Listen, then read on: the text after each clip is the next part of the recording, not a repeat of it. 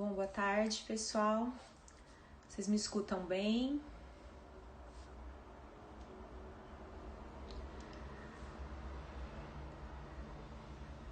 Tudo bem? Boa tarde. Muito bom ver um pessoal que eu conheço aqui. Dá para me escutar, né? Bom, então, vamos começar, né, os nossos trabalhos para que a gente aproveite bem esse tempo. Oi, Josi. Primeiro eu quero agradecer à Liga de Estomatologia da Universidade Federal Fluminense pelo convite para falar de um tema que particularmente eu gosto muito. Agradeço a professora Josiane Sá, que foi quem entrou em contato comigo, a Josi, que é minha colega, né, da época de mestrado e doutorado na FOB USP. Então, muito obrigada, Josi, e obrigada a todos que estão aqui, né, prestigiando esse quase uma horinha aí que a gente vai conversar sobre as calcificações de tecidos moles, que é um assunto que o pessoal sempre gera muita dúvida, né? O pessoal sempre pergunta, tanto os clínicos quanto os radiologistas. Então, eu separei aqui algumas imagens, algumas definições para mostrar para vocês aí como que funciona, né? Essa questão dessas calcificações nos tecidos moles visíveis no exame de imagem. Claro que eu vou dar mais atenção para a radiografia panorâmica, porque ela é o carro-chefe da odontologia, então, claro que ela é o exame mais utilizado. Então, eu vou focar, porque a maioria dessas calcificações são achados incidentais em exames de radiografia panorâmica. Vou comentar alguma coisa também sobre esses achados em exames de tomografia computadorizada, mas principalmente nós vamos ficar na radiografia panorâmica mesmo, tá? Então eu quero que vocês fiquem muito à vontade para perguntar, para tirar dúvida, o que eu conseguir ir tirando, né, de dúvida aí durante a aula, senão no final a gente conversa um pouquinho. Tá joia? Então, mais uma vez, obrigada, pessoal aí da Liga, da Universidade. Bom, então vamos lá, vamos falar sobre essas calcificações e como eu falei, a gente vai conversar um pouquinho mais sobre a radiografia panorâmica. Eu não sei se é melhor eu desativar os comentários, não sei se os comentários vão atrapalhar muito vocês. Deixa eu ver aqui. Acho que vai ficar melhor se eu desativar um pouquinho os comentários, tá? Para vocês conseguirem ver bem direitinho e aí vocês vão mandando as perguntas, depois eu respondo, tá? Então, o que eu quero chamar a atenção é para essa região da radiografia panorâmica, que é uma região que frequentemente nós esquecemos de avaliar, mas é uma região tão importante quanto todas as outras. A radiografia panorâmica, como eu falei, ela é o carro-chefe da odontologia. Hoje eu escutei de uma professora muito querida, a professora Nelly, que a radiografia panorâmica está para o dentista como o hemograma está para o médico, né? Então a gente solicita muito a radiografia panorâmica, só que a gente acaba focando ali na região que a gente, apenas a região, o motivo pelo qual nós prescrevemos o exame, né? Observamos mais a região dos dentes e esquecemos de algumas regiões na radiografia panorâmica, como a região posterior de maxila e essa região cervical, que pode nos fornecer várias informações importantes, tá? Algumas com repercussões sérias, inclusive. Então, eu vou começar falando sobre estruturas anatômicas que podem causar imagens radiopacas nos tecidos moles do pescoço, que podem ser confundidas com calcificações de tecido mole. Então, nós temos algumas estruturas anatômicas que podem produzir imagens na radiografia panorâmica que nos confundem aí com calcificações patológicas de tecidos moles. Quais são essas estruturas anatômicas? O osso hioide, né? Esse osso que fica aqui na região do pescoço, a cartilagem epiglote, a cartilagem tireoide e a cartilagem tritícia. Então, essas são estruturas anatômicas, mas que produzem, né, imagens radiopacas nos exames radiográficos panorâmicos, que podem gerar uma certa confusão com outras calcificações. Então, vamos falar primeiro sobre essas estruturas, né? O ocioide, eu acho que é o que está todo mundo mais acostumado a ver, eu acho que aqui não vai ser novidade, né, para ninguém. O ocioide, então, ele aparece como uma imagem duplicada. Eu vou colorir aqui essa imagem para vocês. Estão vendo ali embaixo, ó, num tonzinho mais rosé? Aquelas são as imagens do ocioide, que aparecem na radiografia panorâmica, né, como imagens reais duplicadas, nós chamamos. Assim como a coluna, o ocioide, ele também duplica na radiografia panorâmica. Ok? Então, a primeira delas é o ocioide. Eu acho que nesse não tem muita dúvida, né? É uma estrutura que a gente está bastante acostumado a observar na radiografia panorâmica. E aí nós temos a cartilagem epiglote, tá? Então, essa válvula, né, cartilaginosa, que é a epiglote. E a epiglote, ela aparece ali onde vocês estão, ali onde está demarcado, onde está pontilhado. Eu brinco que a epiglote, ela parece 2 chifrinhos na radiografia panorâmica. Então, esses 2 chifrinhos são a cartilagem epiglote, que também aparece duplicada, né? Nós temos uma cartilagem epiglote, mas por estar ali na região mediana do paciente, ela aparece como uma imagem real duplicada na radiografia panorâmica, ok? Tirei os pontilhadinhos, ó, para vocês verem como é uma sombra mesmo, levemente radiopaca. Não sei se vocês estão conseguindo ver os 2 chifrinhos, ó, vou voltar a imagem pontilhada e a imagem sem os pontilhados ali, contornando a epiglote. Então, nós vemos o ocioide e os 2 chifrinhos, que são a cartilagem epiglote, ok? Bom, nós temos também a cartilagem tireoide, né? A cartilagem tireoide, como o próprio nome diz, fica aqui na região da glândula tireoide. E essa cartilagem, ela pode sofrer uma calcificação ao longo da vida, tá? Uma calcificação que alguns autores acreditam até ser fisiológica. Então, quanto mais velho o paciente, mais chance dele ter a calcificação ali na cartilagem tireoide. E essa calcificação, ela vai aparecer na radiografia panorâmica como uma área radiopaca de aproximadamente 4 milímetros de largura, mais 15 milímetros de altura. Então, ela é compridinha, tá? Aparece como essa região compridinha que vocês estão vendo ali demarcado, tá? Mesial à vértebra C4. Então, na radiografia panorâmica, nós conseguimos ver as vértebras, né? Principalmente as vértebras C2, C3 e C4. Então, ela fica ali mesial, um pouquinho à frente da vértebra cervical número 4, ok? E para fechar essas estruturas anatômicas, nós temos a cartilagem tritícia, que eu não sei se todo mundo já ouviu falar, né? A cartilagem tritícia, ela é uma estrutura ovoide, tá? São estruturas ovoides que ficam localizadas no ligamento tireoide lateral. Então, é aqui na região da glândula tireoide também. Essa é a estrutura que vocês estão vendo redondinha ali, ó, no ligamento, tá? Não se sabe exatamente qual é a função dessa cartilagem. Até hoje não se sabe para que ela serve.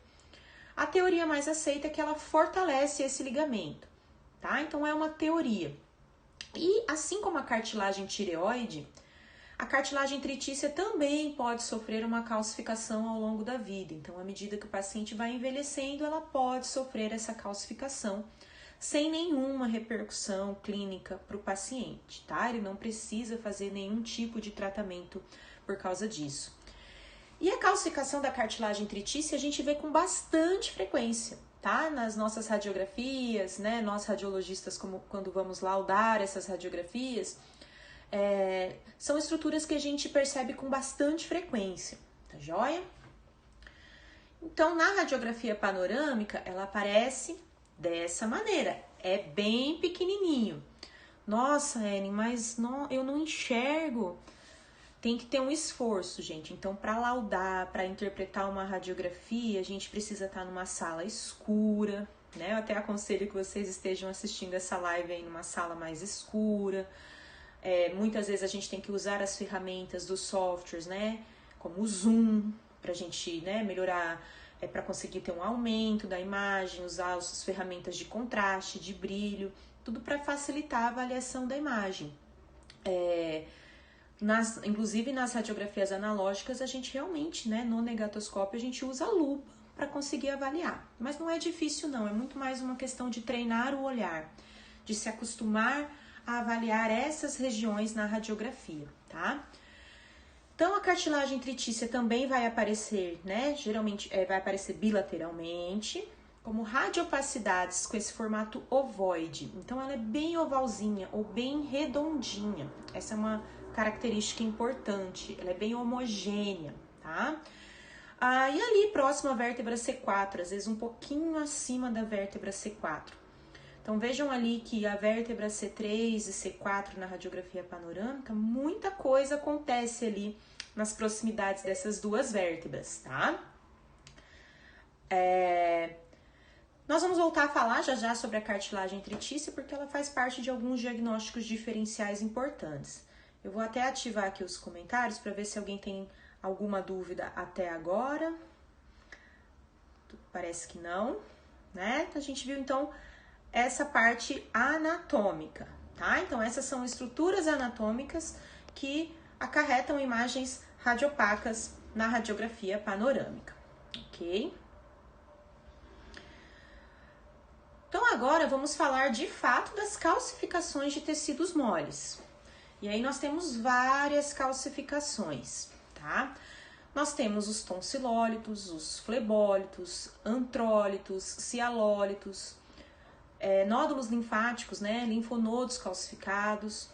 Temos a ossificação do ligamento estilioide e também o alongamento do processo estiloide.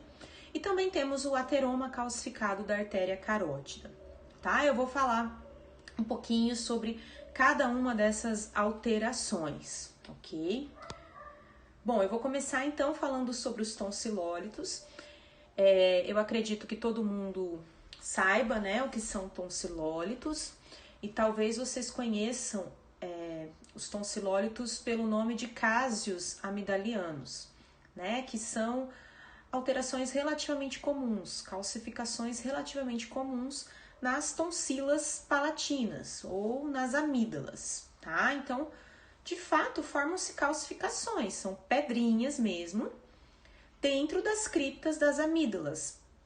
Então, é mais comum nos pacientes que têm amígdalas muito hipertróficas, com criptas muito profundas, né? E os tonsilólitos, eles figuram aí entre uma das causas da litose, tá? No meu mestrado eu tive a oportunidade de estudar bastante a litose, e assim, 90% dos casos de halitose, 95% vem da língua, tá? Vem de saburra lingual. Mas tem em segundo lugar aí, vem esses cásios amidalianos. Os pacientes que têm esses cásios, eles relatam que eles conseguem tirar com cotonete, né? Tem umas colherzinhas, eles conseguem tirar. E são calcificações mesmo, que tem um odor bastante desagradável, então é bastante incômodo para o paciente. E quando esses casos eles têm um tamanho um pouco maior, né, ou estão bem calcificados, eles podem aparecer na radiografia panorâmica. E como que os tonsilólitos aparecem? Eles aparecem como áreas radiopacas irregulares, de formato irregular, sobrepostas ao ramo da mandíbula, podendo ser uni ou bilateral. Então, essas regiões radiopacas que vocês estão vendo, isso aí não é osso, não está na mandíbula, isso está sobreposto à mandíbula. Lembrando, né, que a radiografia panorâmica é uma imagem bidimensional, onde eu tenho sobreposição. Então, está sobreposto ao ramo da mandíbula. Essa é a característica clássica e a gente vê com bastante frequência, tá? Os tonsilólitos. É importante laudar? Se for o seu paciente, pergunte para ele se ele tem alguma queixa em relação a isso, Se ele tiver, o que a gente pode fazer é prescrever gargarejos, né? A gente pede para o paciente fazer gargarejo mais rigoroso todos os dias, na tentativa de fazer uma limpeza mecânica mesmo. Em casos em que esses tonsilólitos são muito recidivantes ou o paciente tem muita queixa, também tem muita infecção amidaliana, muitas vezes a gente encaminha para o otorrino, laringologista. Em alguns casos o paciente faz a cirurgia de remoção das amígdalas, tá? Tudo vai depender aí, né, do quanto isso incomoda o paciente, ok? E na tomografia, como a gente não tem sobreposição ou tem pouquíssima sobreposição de imagem, a gente consegue ver claramente a localização do tonsilólito ali no espaço faríngeo, como uma massa hiperdensa, ó, nessas reconstruções sagitais, como uma massa hiperdensa de formato irregular. Tá? Então, na radiografia panorâmica, aparece sobreposto à mandíbula. Na tomografia, a gente consegue tirar essa sobreposição e avaliar exatamente a localização desse tonsilólito, ok? Bom, a segunda calcificação é o flebólito. E aí, olha que imagem bonita, né? De uma malformação vascular intrabucal. E por que eu coloquei essa imagem? Porque quando nós vemos imagens sugestivas de flebólitos numa radiografia, a gente tem que investigar. Muito possivelmente esse paciente tem uma malformação vascular intrabucal ou extrabucal. Já que os flebólitos, né, eles são calcificações dentro dos vasos mesmo, tá? Dentro do sistema vascular. São trombos calcificados, tá? Bom, e aí como que eu vejo isso na panorâmica? A imagem é bem bonita, a imagem dos flebólitos, ó. Nós vemos essas radiopacidades concêntricas, né? Como se fossem laminações, lembrando a casca da cebola, onde geralmente o centro é um pouquinho mais radiolúcido do que a periferia. A periferia é mais radiopaca e o centro é mais radiolúcido. É um aspecto que eles chamam de aspecto em alvo, né? Parecem alvos, tá? De tiro ao alvo mesmo. Então, esse é um aspecto muito característico do flebólito. Então, a gente lauda como múltiplos corpos radiopacos, com laminações concêntricas, na região posterior de mandíbula, bilateralmente, de tamanhos variados, né? E a gente pode sugerir a investigação de uma malformação vascular. Isso porque geralmente elas estão associadas. Então, vejam essa radiografia panorâmica aqui do nosso projeto. Um paciente desdentado. E se vocês observarem, ó, ali na região, né, próxima do corpo de mandíbula do lado esquerdo, parece que a gente tem dois corpinhos radiopacos, duas pequenas calcificações. São bem sutis, né? Bastante sutis. Só que quando a gente observa a imagem clínica do paciente, é isso que a gente vê.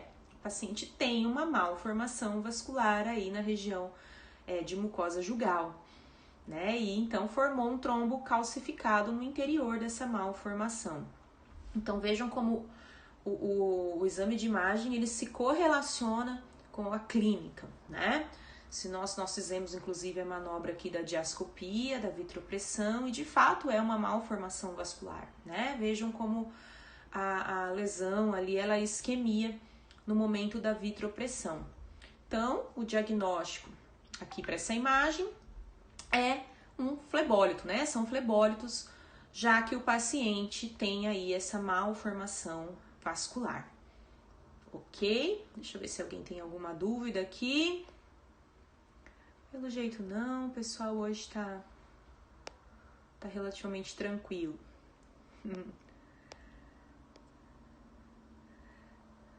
Ok, gente, eu vou desativar, daqui a pouco eu ativo novamente, tá bom? Bom, outra calcificação que nós podemos ter aí na região, né, que aparece na radiografia, são os antrólitos e os rinólitos. Estas são calcificações raras, tá? A gente não vê com tanta frequência. Então, basicamente, um antrólito é uma calcificação que ocorre dentro de um seio, tá? De um seio paranasal. E o rinólito é a calcificação que ocorre ali dentro no interior da cavidade nasal, tá? Eles são massas calcárias, certo? Vamos falar mais especificamente dos antrólitos, né? São massas calcárias no interior dos seios paranasais. Como eu falei, eles são raros e na imensa maioria dos casos eles são assintomáticos. Então, eles são descobertos em exames para outros motivos. O diagnóstico do antrólito é quase que assim um diagnóstico por exclusão, né? A gente vê uma calcificação no seio maxilar que não é uma lesão como um osteoma, por exemplo, né? Porque não está conectado a nenhuma das paredes do seio, ou não é um dente, né? Às vezes que foi lançado para dentro do seio maxilar durante uma cirurgia, por exemplo, ou não é um corpo estranho de densidade mais metálica, né? Que às vezes acontece, né? Um corpo estranho aí dentro do seio maxilar. Se não é nenhuma dessas situações, a gente classifica como um antrólito, uma calcificação dentro do seio maxilar que não se sabe exatamente por que ela acontece, tá? Aqui eu vou mostrar uma imagem de uma tomografia. Esse paciente, ele fez o exame para um outro motivo, tá?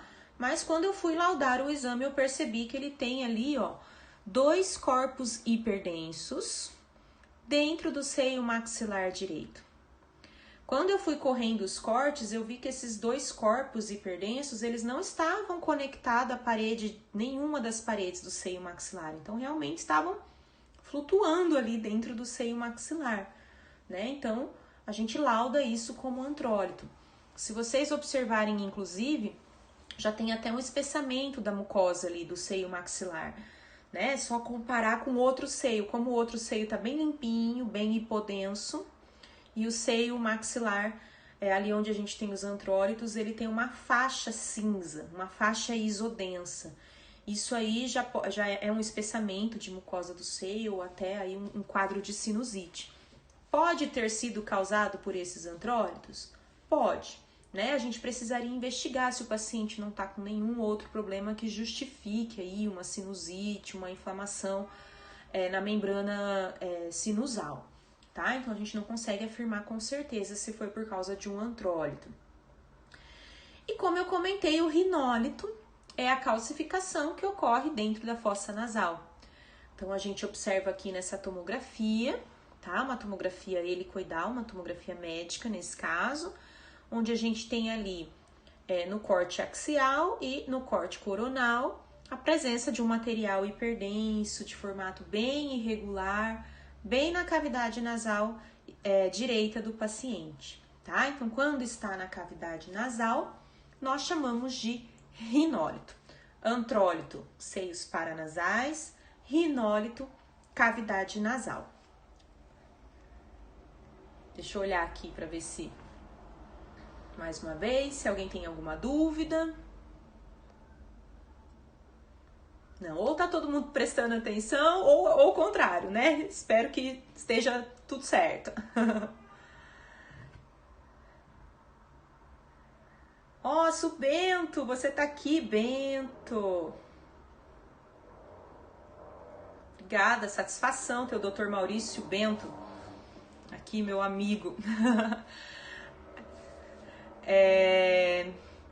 Perguntaram se tem algum motivo específico para a formação de antrólito. Não se sabe, tá? A formação é desconhecida, é dita como idiopática, então não se sabe por que eles acontecem. Se teria uma infecção prévia no seio maxilar para que esses antrólitos aparecessem, tá? Mas até onde se sabe, a causa é desconhecida, tá bom?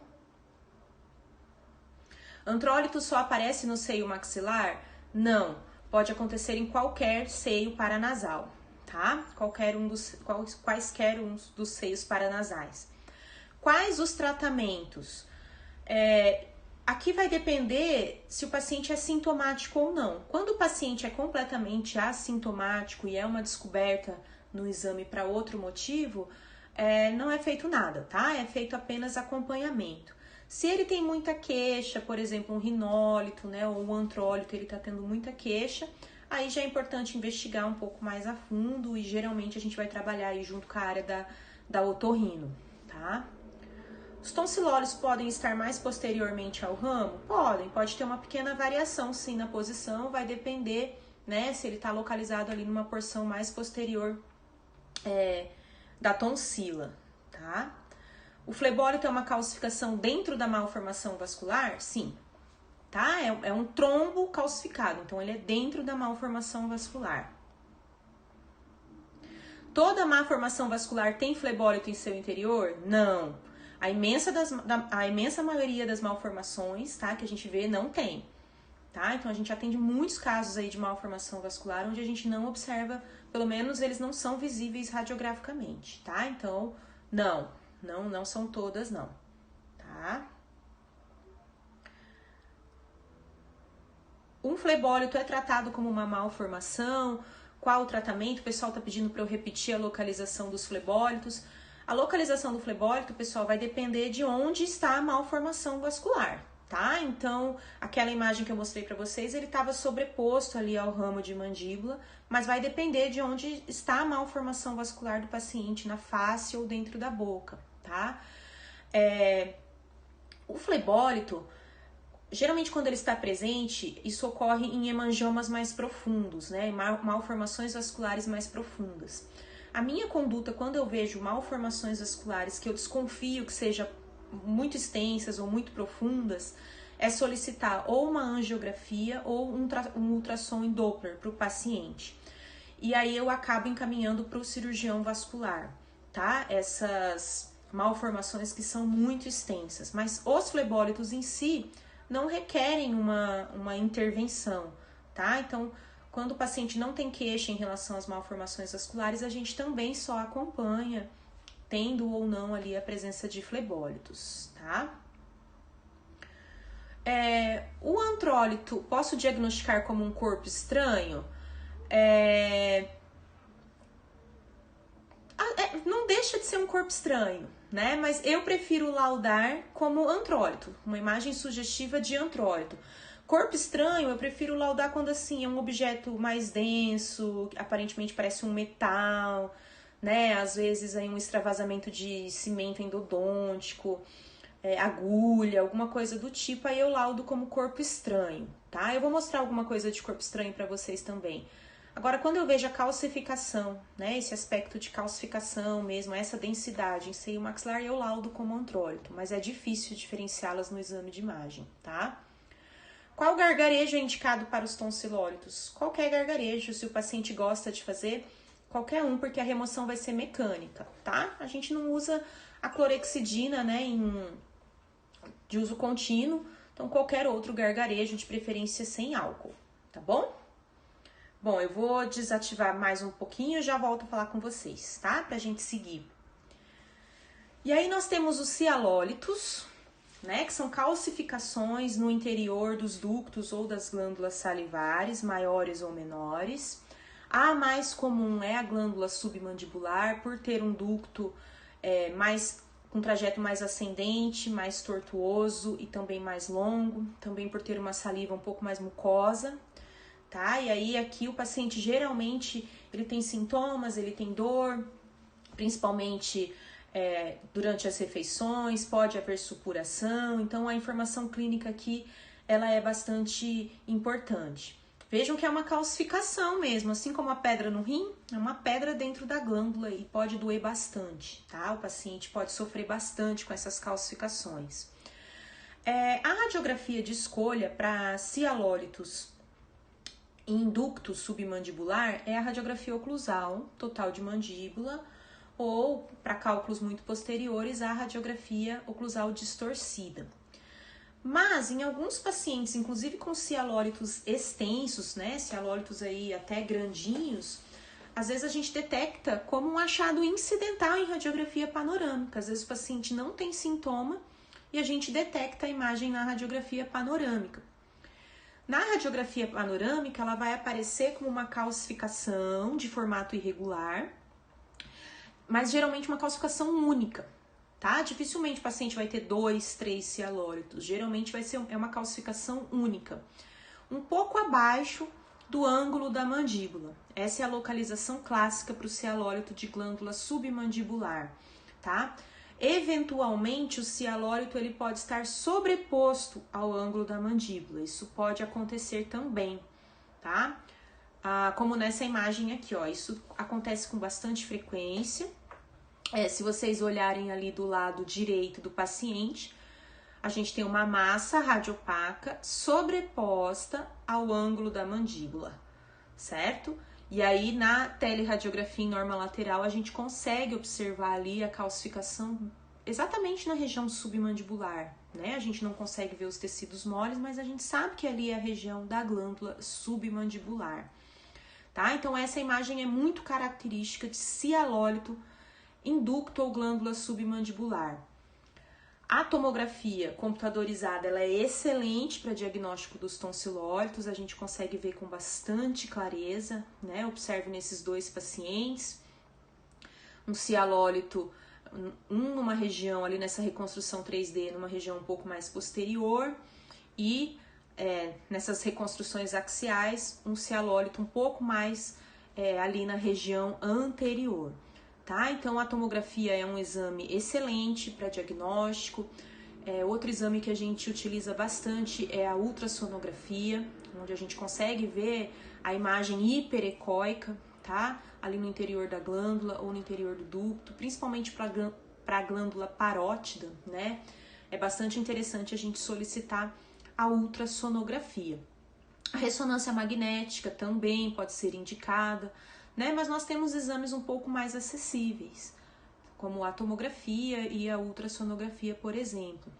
A gente também tem a cialografia, mas a cialografia é um exame tecnicamente difícil de fazer, hoje se faz muito pouco, que é para investigação de cálculos pouco calcificados, então faz uma injeção de contraste ali na saída do ducto, contraste iodado, e o contraste vai percorrer toda a árvore ductal, né, até encontrar a obstrução. Nós fazemos uma radiografia e conseguimos observar ali onde está esse tampão mucoso, né, esse cálculo que não é completamente calcificado. Mas hoje é um exame menos utilizado. Outra opção também é a cialoendoscopia, tá? Hoje é um exame um pouco mais utilizado do que a cialografia, ok? E o principal diagnóstico diferencial aí pro cialólito de glândula submandibular são os linfonodos calcificados, né, os nódulos linfáticos calcificados. Esses são mais raros da gente encontrar, porque geralmente eles estão presentes em pacientes mais velhos, que têm histórico de doenças infecciosas, como por exemplo tuberculose, actinomicose, febre por arranhadura de gato, que são doenças que hoje a gente já não vê com muita frequência, tá? Então, os nódulos, eles aparecem como massas radiopacas que podem ser únicas ou múltiplas, com esse formato bem irregular, geralmente distribuída nas cadeias ganglionares submandibular, cervical e digástrica. Nessas cadeias é mais comum nós observarmos essas calcificações, né? Então, por exemplo, essa imagem, nós vemos uma calcificação lá abaixo do ângulo da mandíbula.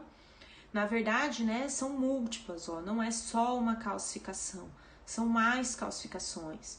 E aí é interessante perguntar para o paciente, né, se ele lembra de algum histórico infeccioso, alguma coisa do tipo, tá?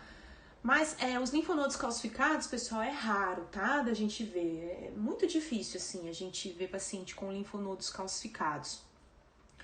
E o principal diagnóstico diferencial é o cialólito. E aí uma dica para diferenciar um do outro, né? Primeiro que o cialólito, geralmente o paciente vai ter queixa clínica. Vai ter dor durante a mastigação, supuração, enfim, né? Mas se ele não tem, o cialólito geralmente ele tem um contorno plano, ó, mais homogêneo, mais redondinho. E o nódulo linfático é mais irregular, mais múltiplo, uma imagem mais mista, radiolúcida e radiopaca, tá? Isso nos ajuda a diferenciar.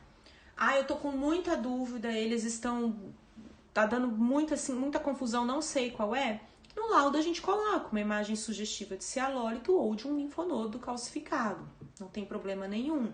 É um exame de imagem, muitas vezes a gente não consegue fechar o diagnóstico, a gente precisa da correlação clínica, então não teria nenhum tipo de problema, tá?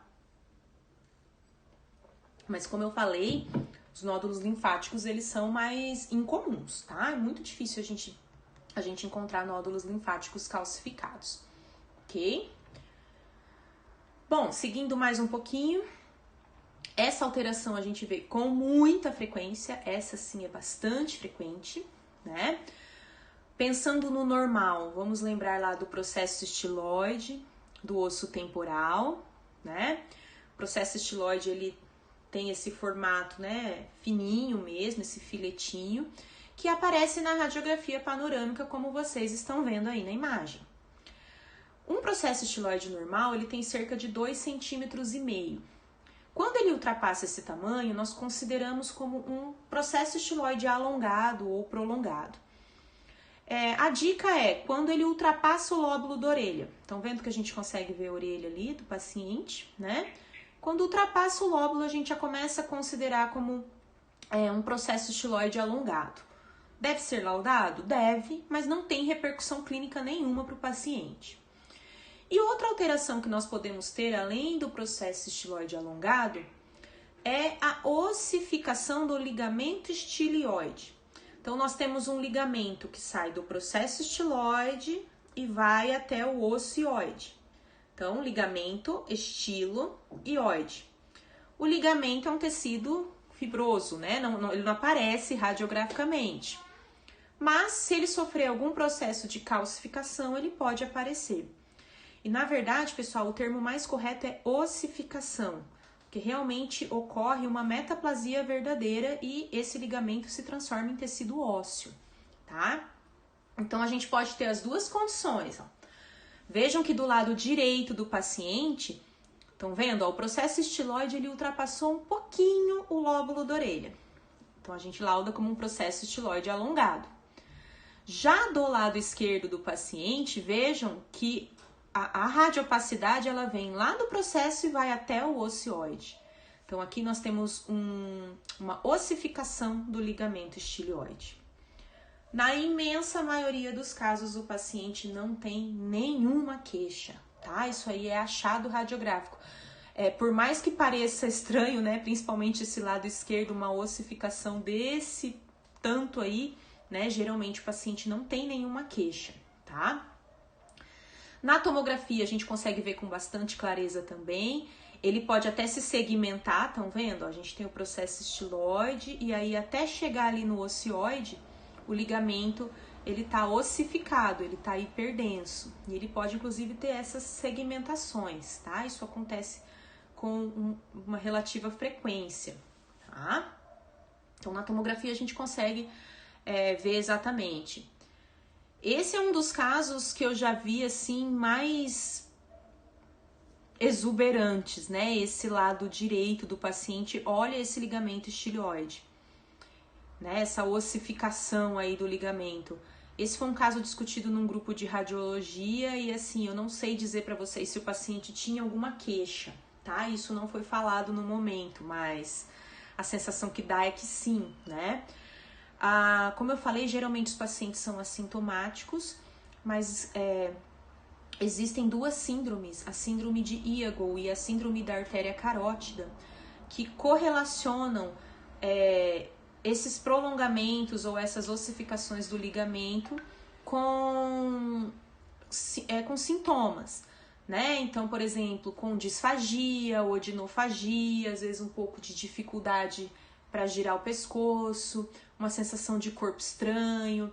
Na síndrome da artéria carótida pode ter uma dor referida aqui para a região infraorbital, né? Então, quando está associada a sintomas, a gente pensa ou na síndrome de Eagle ou na síndrome da artéria carótida, tá? Se tiver sintomas, a gente faz essa investigação clínica. Mas como eu falei, na maioria dos casos os pacientes não têm sintomas, tá?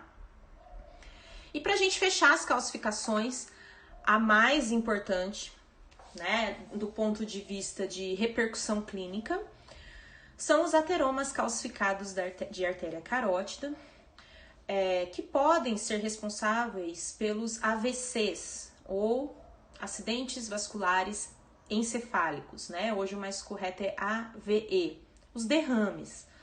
A gente tem os AVEs hemorrágicos e isquêmicos. O hemorrágico é quando tem uma ruptura, né, de um aneurisma lá dentro do cérebro. e corresponde a cerca de 15% dos casos. Já o isquêmico é a imensa maioria dos casos, 85%. E olha isso, 2/3 ocorrem devido a ateromas na bifurcação da artéria carótida, onde nós temos aí um papel fundamental no diagnóstico, tá? Então, esses ateromas calcificados de artéria carótida, eles aparecem exatamente nessa região que vocês estão vendo aí nesse esquema. Ali entre as vértebras C3 e C4 é onde a artéria carótida comum se bifurca em carótida interna e externa. Então, essa região de bifurcação é muito fácil de uma placa de gordura paralisar ali e começar a calcificar, podendo inclusive obstruir completamente, né, a artéria, causando aí a isquemia, né, que podendo levar a um AVE. E interessantemente, essas calcificações, em muitos casos, podem ser vistas na radiografia panorâmica, né, realizada para outro motivo, que é como vocês observam aqui, ó, uma área radiopaca irregular ali na região entre as vértebras C3 e C4. A imagem sugere um ateroma calcificado de artéria carótida. Não é certeza que é um ateroma, mas tem que laudar, e eu ainda coloco no laudo. Sugere investigação, sugere-se encaminhamento para o médico, para avaliação médica, né? Porque pelo menos está lá no laudo, vai que o clínico não sabe ou não envia. É importante que esse paciente passe por um cardiologista, por um vascular, né, que faça outros exames, um ultrassom com Doppler é o exame mais indicado nesses casos, tá? Vejam esse caso, esse paciente fez a radiografia lá no nosso setor de radiologia para colocação de implantes. E nós observamos dos dois lados, ó, massas radiopacas, bem irregulares, ali entre as vértebras C3 e C4. Né, umas placas, inclusive aí umas placas já bem extensas, então é um paciente que deve ser encaminhado imediatamente para o médico, né? Antes de pensar em implante, ele tem que pensar nesse problema. Qual que é o tratamento? O tratamento vai ser definido pelo médico. Às vezes vai fazer cateterismo, às vezes vai tomar alguns remédios, às vezes tem que fazer cirurgia. Então é um tratamento definido pelo médico. Às vezes vai colocar um stent, né? Mas tem que passar pelo médico, a gente não pode se omitir frente a isso, a gente tem que fazer o nosso papel de avaliar o paciente como um todo, né, e não apenas como uma boca, tá? Então vejam como a radiografia panorâmica ela pode ser rica. E existe uma técnica que foi desenvolvida pelo professor Flávio Ricardo Manzi, que foi aluno lá da Unicamp, em Piracicaba, da FOP, né, e a técnica foi batizada com o nome dele, né? Técnica de Manzi, projeção de Manzi, que foi um método desenvolvido por ele para detecção específica de ateromas calcificados de artéria carótida. É uma projeção extrabucal, antero-posterior, então é uma AP, onde o paciente ergue um pouco o pescoço e aí a gente consegue tirar um pouco da sobreposição e observar ali, estão vendo, ó? Eu sei que é sutil, eu sei que pode dar um desespero, mas a gente tem que treinar nossos olhos para ver essas alterações sutis nos exames de imagem, né? Então essa é a projeção de Manzi, para quem não conhece, e ela é indicada para investigação, para detecção de ateromas calcificados de artéria carótida, tá? Na tomografia a gente também consegue avaliar, se for uma tomografia com FOV estendido, né, um FOV, uma tomografia que pegue aqui essa região, tá? E vejam ali esse paciente, ó, dos dois lados, né? No pescoço ali, ó. Estão vendo? Várias calcificações, tá? Bilateralmente. Então, na tomografia fica muito claro, né? Sugestivas de ateromas calcificados de artéria carótida, tá? E aí a radiografia pode, né, nos mostrar algumas surpresas. Aqui, por exemplo, a gente observa ali na região esse material reticulado, que em princípio a gente pode pensar, meu Deus, o que é isso, né? O que o paciente tem nessa região? Quando na verdade é um stent. Então é um paciente que possivelmente já foi tratado, né? Em relação aos ateromas de artéria carótida, que ele já foi tratado. E o stent, ele aparece ali na radiografia panorâmica, tá? O principal diagnóstico diferencial é a calcificação da cartilagem tritícia, e a dica para diferenciar é que o ateroma, elas vão aparecer basicamente no mesmo local, né? Só que o ateroma ele é mais irregular, não é simétrico, bonitinho. Já a cartilagem tritícia ela é bem redondinha, bem homogênea e pequenininha, como vocês estão vendo aí na imagem. Tem casos em que a gente confunde? Sim. E aí eu laudo, imagem radiopaca entre as vértebras C3 e C4, sugestiva de calcificação da cartilagem tritícia ou de ateroma calcificado de artéria carótida. Sugiro investigação médica. Não tem problema, novamente, você colocar essas duas possibilidades no seu laudo, tá? Tem um monte de cachorro latindo aqui, não são meus, tá, gente? Não sei se vocês estão escutando, mas deu uma louca ali na cachorrada. E aí nós temos corpos estranhos, gente. A panorâmica, às vezes, ela nos surpreende e às vezes a gente quebra a cabeça. O que esse paciente tem? O que esse paciente tem? Aqui eu já dei o spoiler, né? A gente olhou, a gente vê aquela imagem radiopaca ali, posteriormente ao ramo de mandíbula e pensa se pode ser uma lesão, uma calcificação, o que é isso? Quando, na verdade, é um alargador de orelha, né? Uma sacanagem com o radiologista, porque a gente quebra a cabeça, a gente não vê o paciente. E aí você vai ver o paciente tem um alargador, tem um piercing. Hoje tem de tudo. Então o radiologista ele tem que estar preparado, porque muitas vezes o paciente se recusa a tirar, né, esses adereços e eles causam um artefato na imagem. Então a gente tem que estar preparado para isso. E essa imagem aqui, eu vou fechar com essa imagem aí, vou responder as perguntas de vocês. Olha como confunde. Se vocês observarem, parece que ali nas pontas da radiografia tem um monte de linhas radiopacas, né? Várias linhas radiopacas. E a gente quebra a cabeça, a gente acha que é problema no aparelho, no sensor. A gente repete a radiografia, fala de onde veio esse problema, né? Essa paciente, ela tava com o cabelo molhado e ela passou creme, as meninas sabem, esses cremes leave-in, creme sem enxágue, né? Deixou o cabelo bem pesado, bem duro, e aí apareceu na radiografia. Então, assim, gente, dread aparece na radiografia, mega hair aparece na radiografia, black power aparece bastante, tem muita coisa que aparece, né? Qualquer xuxinha, lacinho aparece na radiografia e aí o radiologista tem que quebrar a cabeça para adivinhar o que é. Então, o ideal é, de fato, que o paciente esteja tudo bonitinho, tudo certinho. É que o cabelo a gente nunca imaginaria, né? O paciente não precisa tirar o cabelo para fazer radiografia, mas às vezes acontecem esses artefatos, tá? Eu vou ativar aqui os comentários. Deixa eu ver se tem mais alguma pergunta, gente. Eu sei que foi bem rapidinho, né? Mas é que a gente tem o tempo aí certinho para respeitar. Deixa eu ver se tem mais alguma pergunta.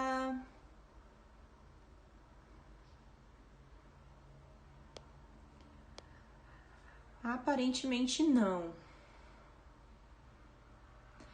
Esse é um assunto assim que o pessoal sempre tem muita dúvida, o pessoal me pergunta muito sobre calcificação, o pessoal fica com medo de negligenciar, né? Então, na dúvida,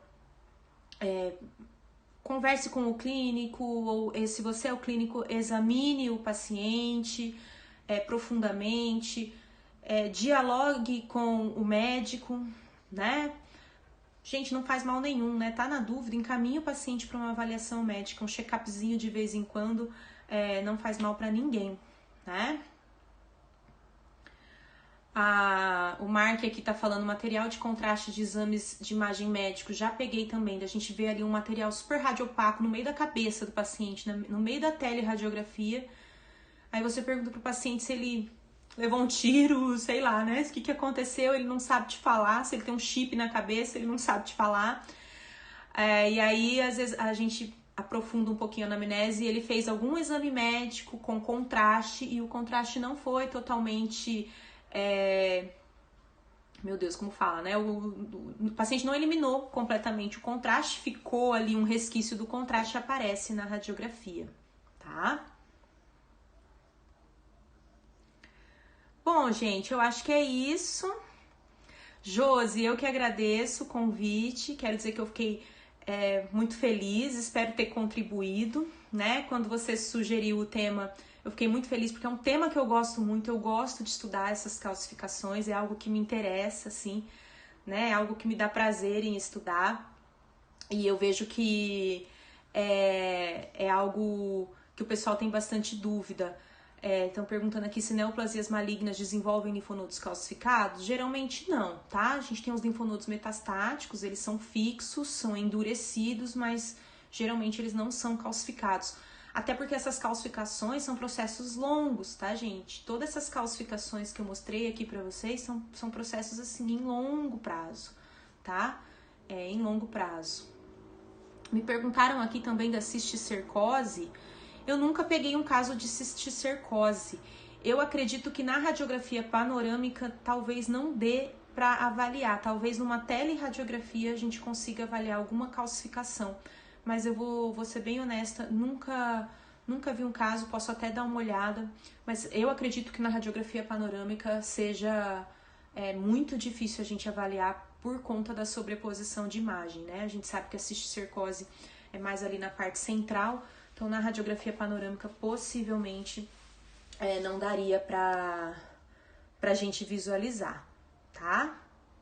Agradeço aqui, pessoal. Fico feliz que vocês tenham gostado. Vou aproveitar, né? Se a Josi, o pessoal da Liga me permitir, vou fazer o meu merchanzinho.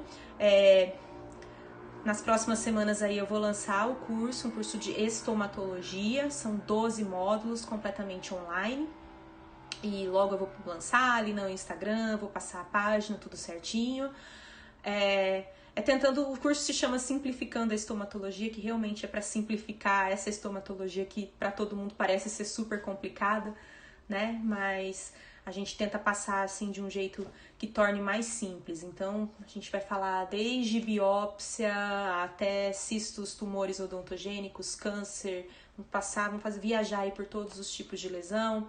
Tem quiz, tem apostila com 270 páginas ilustrada, então tá demorando para sair porque eu tô tentando avaliar assim, os mínimos detalhes para oferecer um negócio de muita qualidade para vocês. Graduando pode fazer? Pode, tá? É tanto para aluno de graduação quanto para profissionais, tá?